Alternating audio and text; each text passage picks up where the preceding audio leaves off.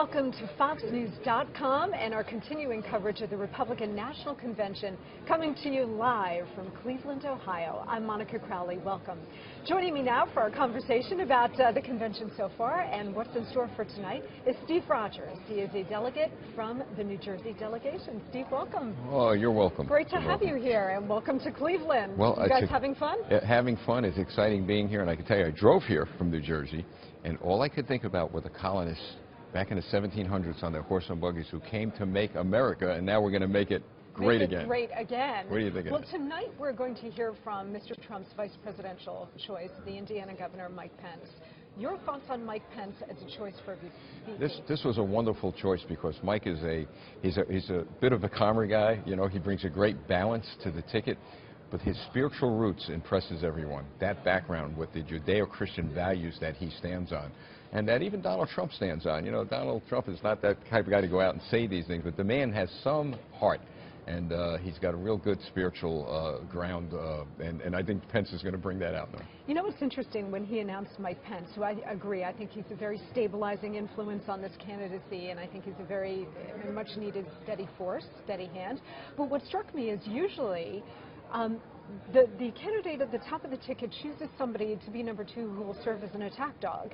And this time we have the reverse happening. Donald Trump is perfectly happy and very comfortable being the attack dog against Mrs. Clinton and the Democratic Party and his opponents, whereas Mike Pence is more of the ideas guy, and he's more sort of the philosophical intellectual on the ticket. It's interesting. Well, it's interesting, but it's also interesting that Donald Trump is the only attack dog I know that doesn't attack unless he's attacked. You see, and he has been very consistent. That's correct. I have not seen him or heard him attack anyone unless he's attacked. But I suppose maybe Mr. Pence will have a little bit of a collar on him and say, come on, Donald, back off a little. What do you expect to hear tonight from Governor Pence? I think Governor Pence is going to talk about a range of issues. He's going to speak about national security. He's going to speak about law enforcement. But I think what may be important at this point in time, at least in our history and based on what we're seeing, and we've noticed this as a theme throughout the convention, a little bit of his spiritual roots, to talk to the evangelical community. There have been a number of people in the evangelical movement that I've heard from, because I'm from that community also, that were concerned in the beginning about Donald Trump. And they were concerned about the way he was approaching things, but as they move along, they see that Trump is a very, very sincere individual, and Mike Pence is going to be the guy to deliver Donald Trump to them. What about in terms of substance tonight? Mike Pence is known as a very strong conservative, limited government, fiscal responsibility, very pro-military. Do you expect to hear all of those things? Yes, tonight? I do. I expect to hear from him details, all right? He's very detailed-oriented Meat individual. on the bones. Meat on the bones, right. And he will bring forth issues regarding, as you say, the military, homeland security. But and those are the issues that people are concerned about. Usually you hear taxes, you know, and maybe the economy, which is important. But Mike Pence is going to bring, I think tonight, he's going to deliver on the homeland security, the national defense, the military, and the law enforcement. Yeah. It is going to be interesting because one of the things I think a lot of folks out there, not just conservatives, but a lot of independents, moderates, disaffected Democrats, were interested in Donald Trump and maybe had some concerns about him. And what he needed to do in a vice presidential choice was choose somebody who knows how to govern, because Donald Trump's never done this before. He's a political novice. Will we hear something along those lines from Mike Pence about how the Trump-Pence ticket, if elected, would govern? There is no question about that, and you're right. I've run into many Democrats, many Sanders, former Sanders supporters and independents, who, for some reason, they're afraid to come out and say they're going to vote for Donald Trump. Some of them are unsure.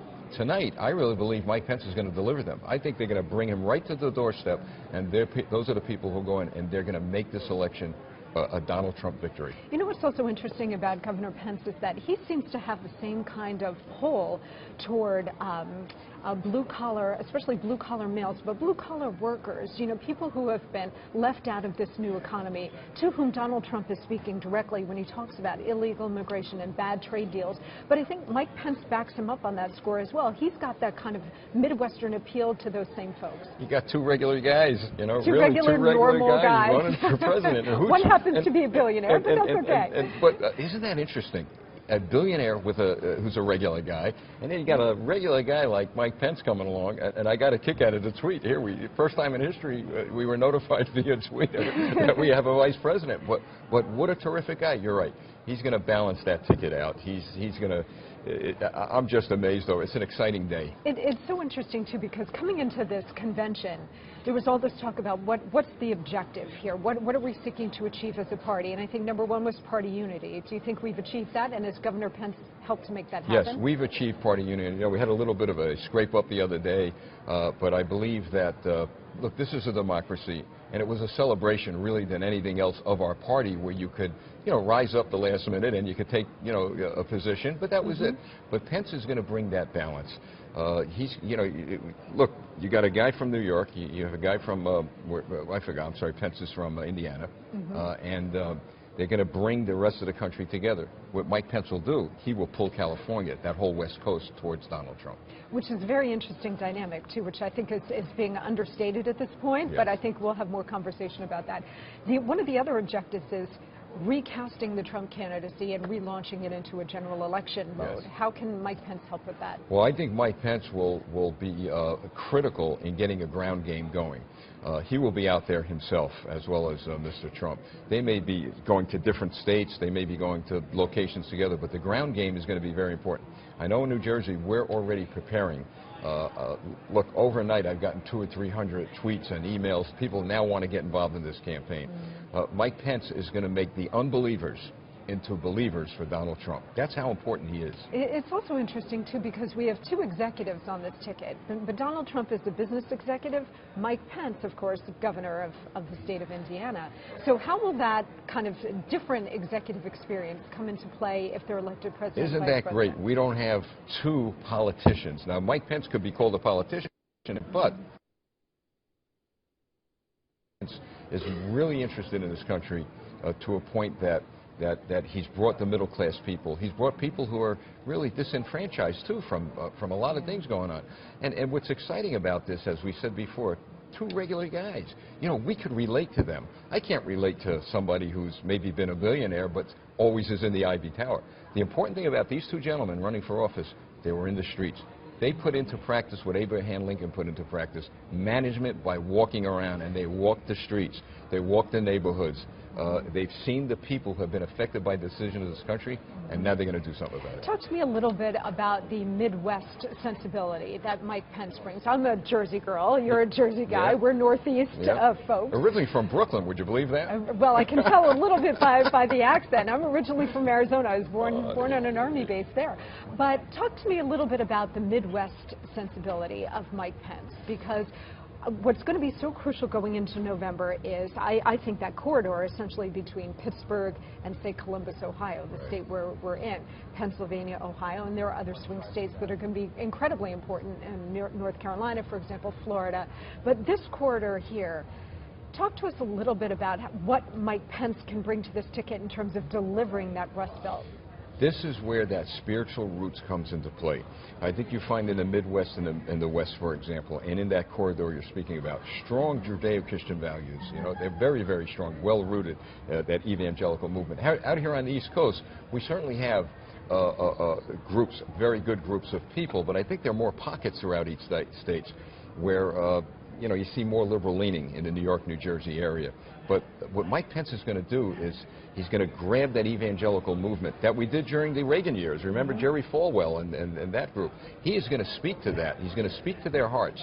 And he's going to say, don't have doubts about this fellow. I don't think Mike Pence would be on that ticket if he felt that Donald Trump wasn't a good man. So you think Pence can help deliver that Rust Belt, Pennsylvania, Ohio, Michigan, Wisconsin, somewhat, and expand it out, that he can help deliver those states? He's going to deliver it. He's absolutely going to deliver it. You're that clear about that. And I'm going to come back here one day. I'm going to say, Monica, remember when I said he's going to deliver? Because Mike Pence, and you know what, Donald Trump has done something significant. He's talked about winning. And Mike Pence, he's a winner. And he's going to deliver, and we're going to win. Final question for you real quick. The TPP, the Trans-Pacific Partnership, there's a difference there between Donald Trump, who opposes it. Mike Pence in the past has come out for it. How do you think they reconcile that going forward? It's an interesting thing, because Donald Trump, I know there was an interview about something they were both opposed to, and Donald turned around and said, he's entitled to his opinion, and he's entitled to change his mind if he wants. We're all human beings. We're all different, and how boring life would be if we all agreed. That's right. They will come together, and they're going to do what's best for the country. That's why it's a great balance. Well, it's and certainly the Vice President president will align his views Yes, with he the will. presidential Yes, he candidate, will. and certainly once they're elected, He's there they'll to be on the support same Donald page. Trump. You're absolutely right. Terrific. And he will. Steve Rogers, great to see you. It was great to see you. It's a pleasure. A pleasure. Steve Rogers of the New Jersey delegation. I'm Monica Crowley. This is FoxNews.com.